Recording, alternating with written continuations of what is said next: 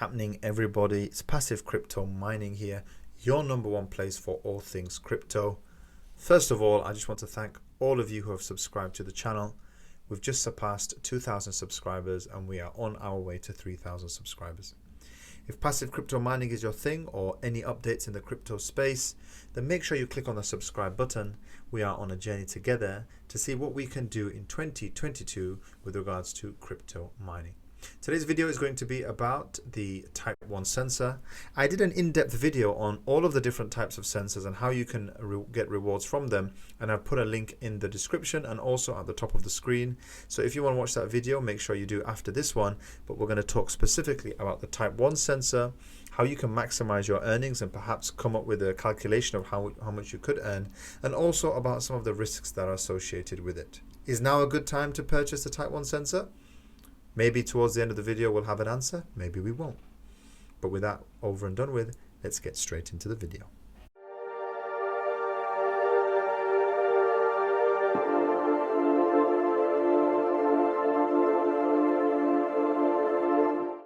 Now the white paper is going to be the base for where we get most of our information. It's very detailed, and in one particular page we look at the earnings that are expected from the different types of sensors.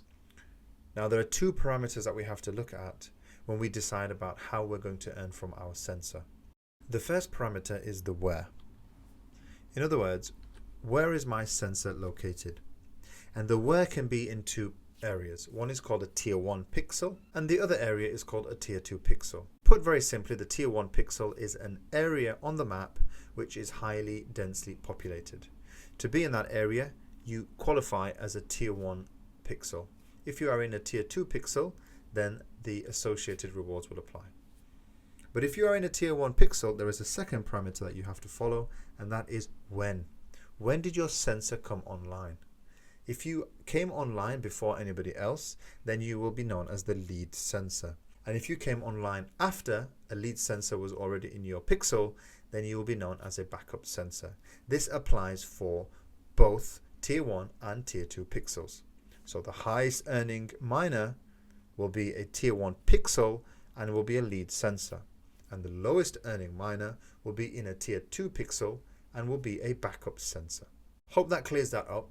We're going to show you now in the PlanetWatch Explorer how you can identify if your area is a tier 1 or a tier 2 pixel, and then going in closer, how you can identify whether you will be a lead sensor or a backup sensor.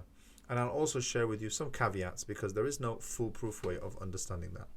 So here we are in the PlanetWatch map. Bearing in mind some of the things that we mentioned, the first thing we need to look at is, am I in a tier 1 or am I in a tier 2 pixel? The way that you can find that out is, you can see that the entire Earth has been overlaid with a series of squares. The way you find it is you simply zoom in till you get to a certain level. Usually it's around zoom 12. And now you can see these small squares. Each one is a pixel. How do we identify if an area is a tier 1 or a tier 2 pixel? There's a button here that we click, and automatically all of the tier 1 pixels are shown in purple and the tier 2 pixels are shown without purple. So we can see that the majority of the City of London here is in a tier 1 area, although we can see some small hotspots for that. So once we know that we are in or we are not in a tier 1 pixel, the second decision is, are we a lead or a backup sensor? The way we do that is we click off this section, and now we can see a number of colored boxes here. These are referring to the outdoor sensors. So every single one of these, because the only outdoor sensor is the Type 1, are going to be Type 1 sensors, as we can see. So we can see that if we were living in this area, there is already a sensor in this area, so we probably wouldn't want to be in that area. One of the fun things I saw whilst I was browsing on here was actually a small island right over here, Ribeira. I can't even pronounce it, Ribeira Grande, and I hope somebody can correct me. And this tiny little port town actually has a Type 1 sensor sitting there proudly in between the two great nations. One of the things I noticed is, as I went over to New York, for example, we can see here that there are a very small number of Type 1 sensors in this area. As we get to the zoom level 12, we can actually see that there are a lot of free pixels here. And if we want to see whether they are tier 1 or tier 2, we can see here that we do have quite a lot of opportunities here for the tier 1 pixel. And with regards to whether it is a lead or a backup sensor, we can see that only a couple of these spots are taken up. I imagine that as time passes, that number is going to increase drastically. So now we know about the two parameters, which is the where and which is the when. So the next thing to look at is the earning potential of the Type 1 sensor. Now I've actually put together a ROI calculator, link in the description, which any of you can make use of. All you have to do to edit this for your own use is go to File, go to Make a Copy, call it whatever you want, and I'm going to save it on my drive. What will happen here is it will automatically create one that I can edit. Now, the way that I've created this file is the orange boxes are the amount of money that you have paid for your sensor. So let's go with an example of only calculating our Type 1 sensor. And this is the price for the pre-2021 sensor prices. Of course, if you're going to be purchasing your sensor and you bought your license after the cutoff point of 2021, then you'll have to amend this to the new price, which is on the website. Currency, I'm going to keep it to USD for the time being. And we can see here that a Type 1 sensor with today's price, which is updated live, that the daily return is going to be around $40. The monthly return will be about $1,100. The 6-month return about $7,000, and the yearly return here we can see is around $14,409. I've also got a parameter here about net, which is removing the actual cost that you paid, so you can work out your gross profit. But we're going to look here just at the gross returns instead of the net profit. And we can see that it has dipped. Generally, the crypto market is on a bit of a downer, that the 1 month return is around 1,100. And you can see that over 12 months, it's 14,000, not taking out your cost, and about £12,000 taking in your cost. And of course, you can add in any of your own sensors here that you'd like to. You can type in the different prices that you paid for the different sensors that you have already bought or planning to buy, and you can see a projection of what you may earn. Of course, there are caveats in this, and that is that the price of the token is going to fluctuate. And of course, different regions have different prices.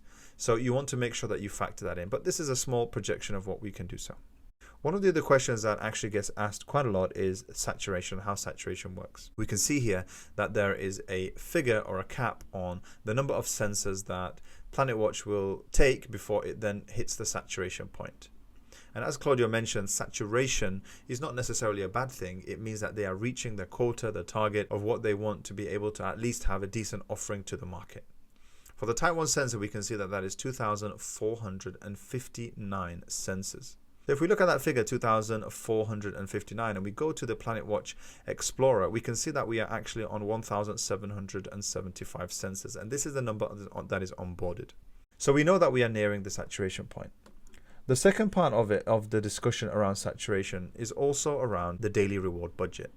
Of course, given the number of sensors that we have available at the moment, and if they are receiving the maximum rewards of 133, we can do a simple calculation to know when we are going to reach this daily reward budget. There are some amazing tools that we can use, and one of the ones that I want to reference is PlanetWatch Saturation.